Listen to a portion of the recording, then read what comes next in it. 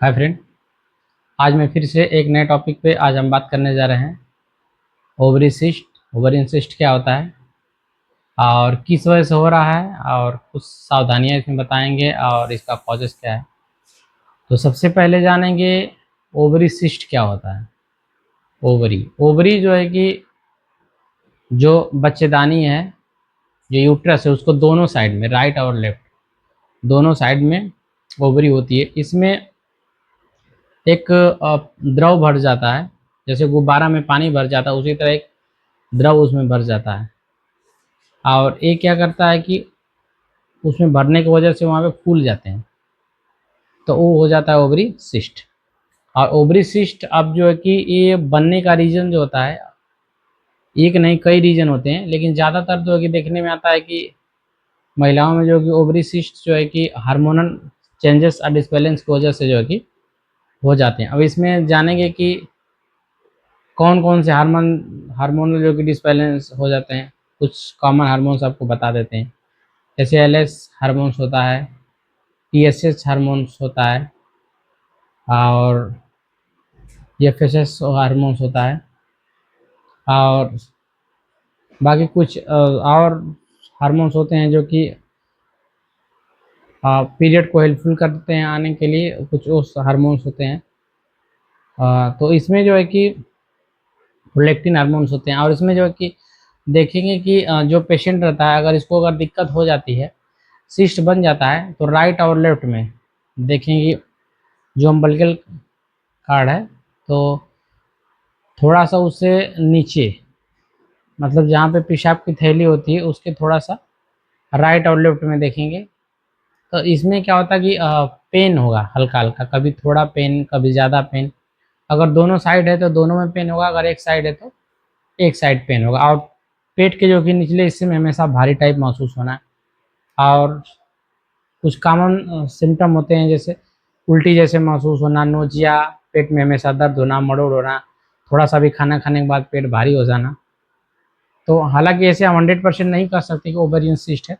और उसमें जो है कि पीरियड में कुछ दिक्कत होती है। जैसे पीरियड क्या होता है कि जल्दी से आ जाता है पीरियड, तो अगर जो टाइम पे आना है, अगर आपको 28 को आ रहा है तो फिर 28 को आता है, तो फिर 28 को नहीं, आपका पीरियड जो है कि जल्दी आ जाएगा, 15 दिन पे आ जाएगा, कभी 20 दिन पे आ जाएगा, कभी ओवर हो जाएगा। तो ये पीरियड जो है कि टाइम टाइम से नहीं आता है। तो इसमें जब टाइम टाइम से पीरियड नहीं होता तो आगे कुछ समस्याएं हो जाती हैं। जैसे आ, अगर कंसीव नहीं हो पाएगा इसमें, मतलब प्रेगनेंसी इसमें रुक नहीं पाती है और काफ़ी परेशानियों का सामना करना पड़ता है, तो दिक्कत होती है।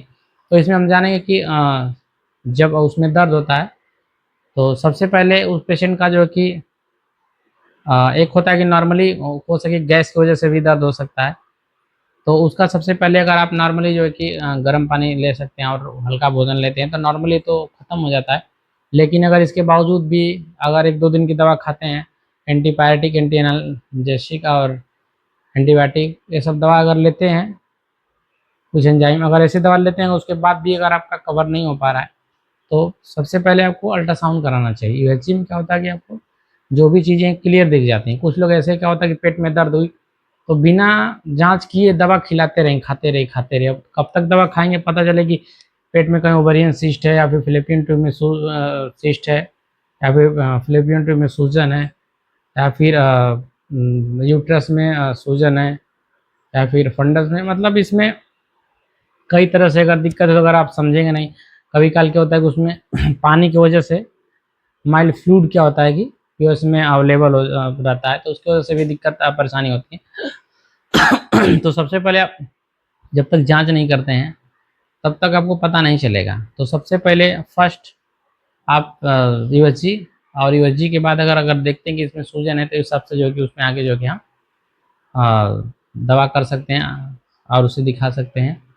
और फिर सबसे अगर दिक्कत लगी तो किसी आप डॉक्टर को नियर जो कंसल्ट उसे कर सकते हैं, कंसल्ट करें और उसको दिखाएं क्या दिक्कत है, क्या परेशानी, उस हिसाब से डॉक्टर आपको करेंगे। ये नहीं कि दवा खाते रहेंगे मेडिकल से लेके, या फिर किसी ऐसे डॉक्टर को दिखाते रहें। ऐसे नहीं, आप खुद अपने बोलिए कि सर मैं जांच कर देगा, अगर नहीं समझ में आ रहा, नहीं तो किसी आप अच्छे डॉक्टर। और दूसरी जब परेशानी जब हो जाती है तो इससे आपको घबराना नहीं चाहिए। खान पान में आप जो कि सुधार करें। खान पान अब बता दे रहे हैं कि जैसे इसमें बहुत लोग हैं, ज़्यादातर लेडीज़ों में है कि उनको तीखा चीज़ और चावल बहुत ज़्यादा खाती हैं, तो बाहर की चीज़ें तेल मसाला, चाउमीन, फुल्की छोला, ये सब चीज़ें कम करें, इस पे ना खाएं और परहेज़ रखें, क्योंकि इसमें जो तेल ओवर यूज़ होता है, तेल शुद्ध नहीं होता है और बहुत ज़्यादा तीखा रहता है, मिर्ची रहती है, तो कहीं न कहीं हमारे जो कि ये नुकसान करता है। तो ये चीज़ ना खाएं, पर्याप्त मात्रा में पानी पिएँ और रूटीनली योगा एक्सरसाइज ज़रूर करें। और इसमें क्योंकि देखेंगे कि ये धीरे-धीरे क्या होता है कि पीसीओएस, पीसीओडी कुछ औरतें शिकार हो जाती हैं, तो ये सारा चीज़ हार्मोन की वजह से सब दिक्कत होती है। अगर हार्मोन आपका सब कुछ ठीक है तो कोई परेशानी होगी नहीं। तो खाने-पीने पे इस पे ध्यान दें और डेली कम से कम 5 से 10 किलोमीटर पैदल चलें। और इसमें एक होता है कि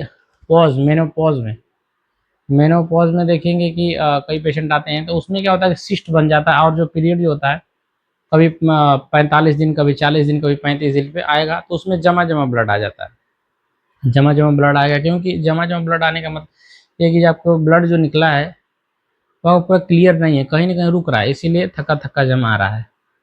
और एक होता है रिटेंट प्रोडक्ट, जैसे अगर आपने अबॉर्शन में कुछ दवा वगैरह खा ली, तो दवा खाने के बाद देखेंगे कि उसमें रिटर्न प्रोडक्ट रहता है, जो कचड़ा समझिए, झिल्ली हो या फिर, तो उसमें क्या होता है कि जमा-जमा आता है, तो वो तो दूसरी चीज़ हो गई।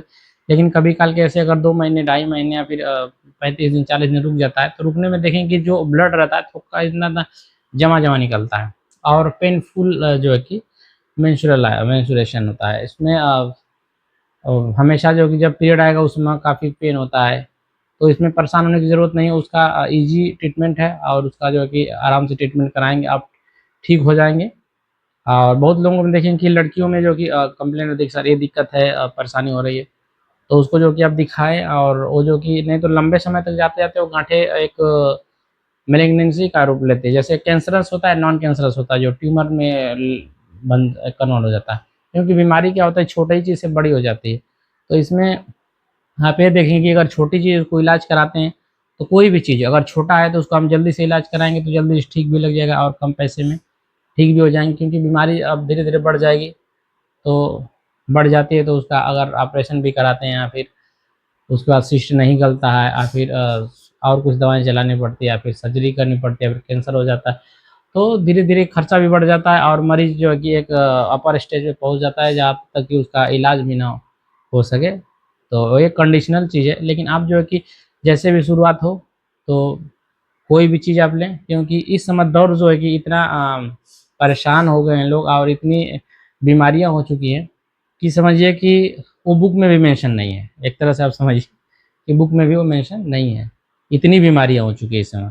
पता चलेगा कि डायग्नोज़ क्या है और निकल क्या रहा है, रिपोर्ट क्या है, हो क्या रहा है, तो तमाम तरह से दिक्कत है। इसीलिए सारा रिपोर्ट और ब्लड इन्वेस्टिगेशन करने के बाद सारा चीज़ एक अनुमानता लगाया जाता है और उसके बाद देख के उस हिसाब से दवा की जाती है कि मरीज़ जो कि ठीक हो जाए। नहीं तो बताया नहीं कि छोटे सिस्ट जो कि वो कहाँ तक पहुँच जाएगा और कैंसरस एक ट्यूमर तक पहुँच जाता है। तो नॉन कैंसरस और कैंसरस ट्यूमर दोनों होता है। नॉन कैंसर जो कि ईज़ी, जो कि आराम से गल जाता है, और कैंसरस जो होता है कि वो गलता नहीं है, तो उसमें कीमोथेरेपी है, तमाम तरह से उसमें मेडिसिन वगैरह चलाना पड़ता है, क्या कंडीशन है क्या नहीं, तो वो तो अलग चीज़ है। लेकिन सबसे पहले आप जिस टॉपिक में बात कर रहा था, ओवरी सिस्ट, तो सिस्ट पे आप ध्यान दें और इसको इलाज कराएँ और जो भी है, और खाने-पीने पे इस पे ध्यान दें। और इससे संबंधित कोई अगर आपको लगे डाउट, तो आप कंसल्ट कर सकते हैं, आप कमेंट कर सकते हैं, पूछ सकते हैं। मैं हमेशा आपको बताता हूँ, और कोई भी दवा अपने मन से नहीं लेना है, क्योंकि ज़्यादातर औरतों में देखेंगे जो बीमारी होती है, औरतों में जितनी बीमारियाँ सारे हार्मोन की वजह से सब दिक्कत है, सब एकदम। अगर आपको समझिए कि ब्रेस्ट में गाँठ बन रही, वो भी हार्मोन्स की वजह से हो रही है। आप जो है कि अगर यूट्रस में गाँठ हो रही है तो हार्मोन्स की वजह से हो रही है। मतलब कहीं भी गाँठ बनेगी आपको हार्मोन्स की वजह से होती है। तो हार्मोन जो कि आप मेंटेन रहेगा, बैलेंस अब तो ठीक रहेगा, ओके। और खाने-पीने पे आप परहेज़ रखें, पानी पर्याप्त मात्रा, औरतों में क्या है कि पानी कम पीती हैं और तली भुनी मसाला ये सब ज़्यादा खाती हैं। तो ये सब चीज़ें पे आप लगाम रखें, ठीक रहेंगी, ठीक है? और इससे संबंधित कोई अगर कुछ अगर आपको डाउट लगेगा तो आप पूछ सकते हैं। Okay, bye.